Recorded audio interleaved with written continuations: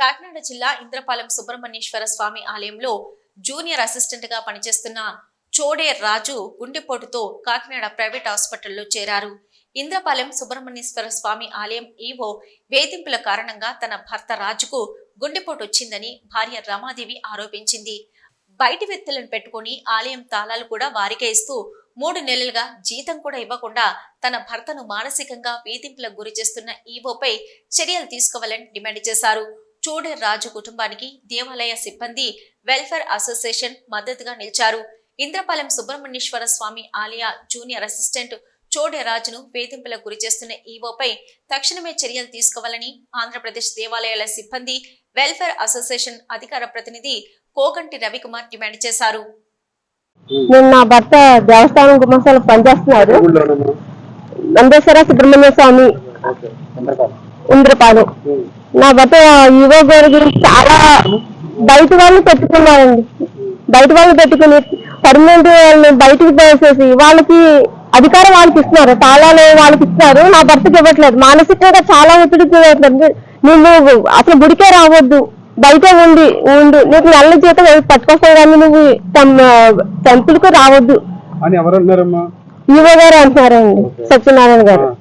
వచ్చారు కానీ నా భర్త ఐసీయూలో చావు బతుకుల్లో ఉండగా ఏంటి ఎలాగుందో అని అడగకుండా నీ భర్త అలా చేస్తున్నాడు ఇలా చేస్తున్నాడు అని చెప్తున్నాడు తప్ప ఏమైంది ఏంటనేది కూడా చూడలేదండి. నన్ను చాలా దారుణంగా హింసించాను. మానసికంగా నా డ్యూటీకి వెళ్ళడానికి చాలా ఇబ్బంది పడిపోయానండి. నేను మందు తాగేస్తాను అన్న మాట కూడా అన్నాడు. వద్దు మందు వద్దు ఏం వద్దు, ఇలాగే బతుకుతాం. నాది చాలా తక్కువ జీతం అండి. నాకు 2 ఆడపిల్లలు. చాలా ఇబ్బందులు పడుతున్నానండి. నేను మామూలు గవర్నమెంట్ స్కూల్లో కూడా చదివించుకుని ఉన్నానండి. దేంట్లో నాకు సెంపీలు కూడా లేదు. నా డిమాండ్ ఏంటంటే నా భర్తకి జీతం పెరగాలి.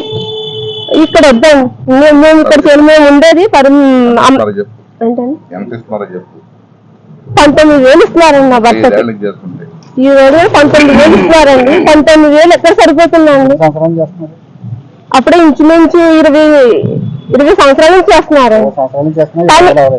లేదండి.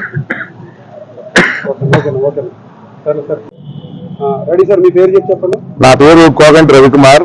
నేను రాష్ట్ర దేవాదాయ ధర్మాదాయ సంస్థల సిబ్బంది పనిచేసే సంఘ అధికార ప్రతినిధిని.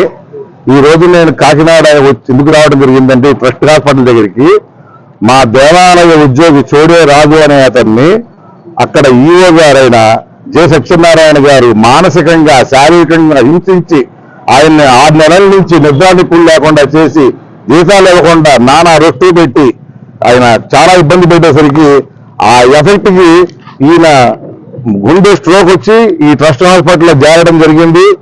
ఇప్పటికైనా సరే వాళ్ళు వచ్చి రాజుగారు ఆ ఈఓ గారు కానీ వాళ్ళు కానీ స్పందించట్లేదు. మాకు ఈ దౌర్భాగ్యం ఏంటంటే మాకు గతంలోంచి పాలకుల దగ్గర బాగా అంటకాగిన అధికారులు కలగకుండా ఎక్కడే తిష్టలేసి కూర్చుని కదలకుండా అలాగే వాళ్ళ కింద గ్రూపులుగా ఏర్పాటు చేసి ఈఓల్ని జీతాలు ఎదురవ్వకుండా మా గుమాస్తాలందరినీ కూడా చాలా ప్రాణాపాయానికి గురి చేస్తున్నారు. జీతాలు ఇవ్వడం లేదు, నానా ఇబ్బంది పడుతున్నారు. వాళ్ళు పస్తులుంటూ ఇంట్లో పిల్లలు నరకం చేస్తున్నారు. అదే పద్ధతిలో మా చోడే రాజు, ఈవిడ చోడే రాజు గారి భార్య, చోడే రాజు గారి అమ్మాయి, వాళ్ళు ఈయన పెట్టిన మానసిక సంఘర్షణకి గుండెపోటు గురై సావబతుకుల్లో హాస్పిటల్లో కొట్టుమిట్టాడుతున్నాడు. దయచేసి పత్రికాముఖంగా తెలియజేసేది ఏంటంటే ప్రభుత్వం తక్షణమే తెలియజేసుకుని ఇక్కడ శిక్షణ అధికారులందరినీ పారదోలి తక్షణమే దేవాదాయ శాఖ సిబ్బంది గుమాస్తాలందరికీ కూడా ఇక్కడ కాకినాడలోనే ప్రత్యేకంగా జీతాలు రాని వాళ్ళు వేర్లలో బోర్డు మంది ఉన్నారు. ఉన్నవాళ్ళు 10 మందికి జీతాలు రావట్లా.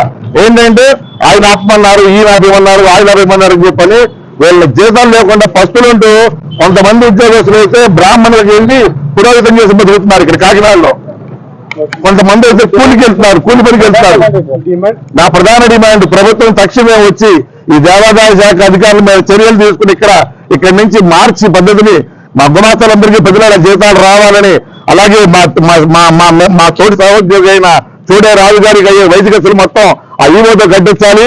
ఆ ఈవోని తక్షణమే అరెస్ట్ చేసి ప్రాసిక్యూషన్ చేయాల్సిందిగా నేను మా అసోసియేషన్ డిమాండ్ చేస్తున్నాను. నా పేరు కోగంటి రవికుమార్.